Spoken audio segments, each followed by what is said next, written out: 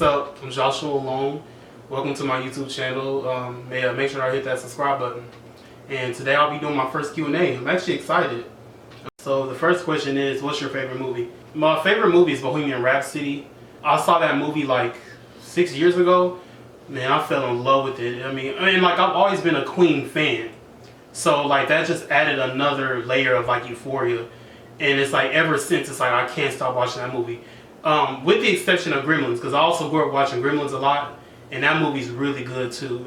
Yeah, shout out to Freddie Mercury and Rami Malek. I mean, yeah, that movie was just good, man. I loved it. When did you start vlogging? Because I've seen other people do it, and I think it's pretty fun, like to be able to capture moments in your life and like to share with other people. I think that's pretty neat. And shout out to Jiggy Files and like Enoch's POV. I've been in some of their videos, and it's like really fun just, you know, connecting with them and seeing their work and just, you know, being around people. Like I love being around people. Like I'm very like extroverted to a certain extent, of course, but yeah. Why do you catch frogs? Yeah, so to all the people that want to know, I catch frogs because when I was a child, I was very lonely.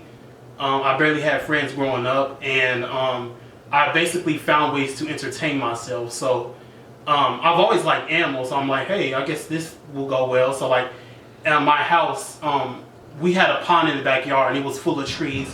So like I would go out there trying to find, you know, things to catch, and yeah. The next question is, how can I grow closer to God? That's a really good question. Praying, always making sure that you have time for God, even though that's hard, because like there have been moments in my life where it's like, God, I ain't gonna lie, I kind of still want to listen to this music. Like, I want to go do this. I just kind of do my own thing. But it's like I try to sacrifice. And also going to church, of course.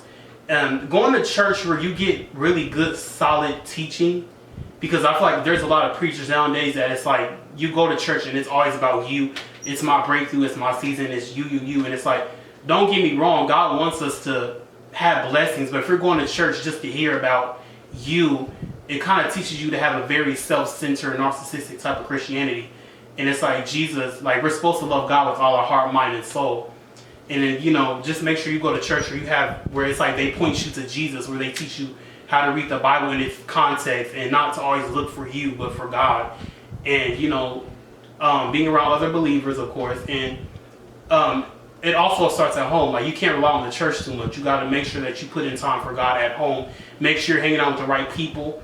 And be willing to kind of be like left out, I guess, like because like, you know, you're a Christian, like not everyone's going to get you. Me personally, like I kind of felt like I was an outcast because of my Christian beliefs. But I mean, yeah, just and also endure like suffering. So like we're going through rough times of life, just make sure you use that time to, you know, of course get closer to God, but ask God, what are you showing me through this? How can I grow? Like maybe I need more patience. Maybe I need to trust you more. Maybe I don't need to rely on people too much.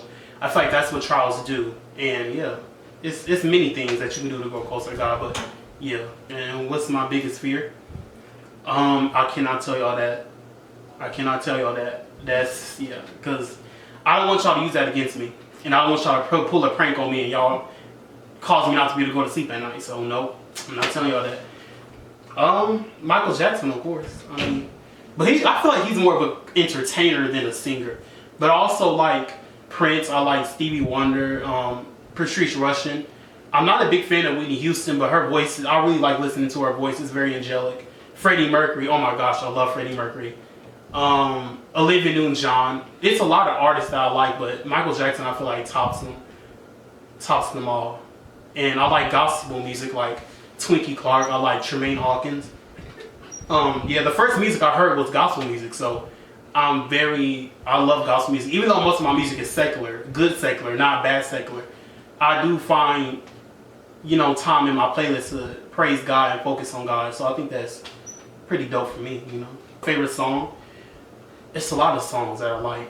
I like 779311 by Morris Day and the Time. I like Wanna Be Starting Something by Michael Jackson. It's a lot of songs. I really don't have a favorite song. I just kind of like everything. I like rock. I like a little bit of country. I like R&B, of course. I like some hip hop. And yeah.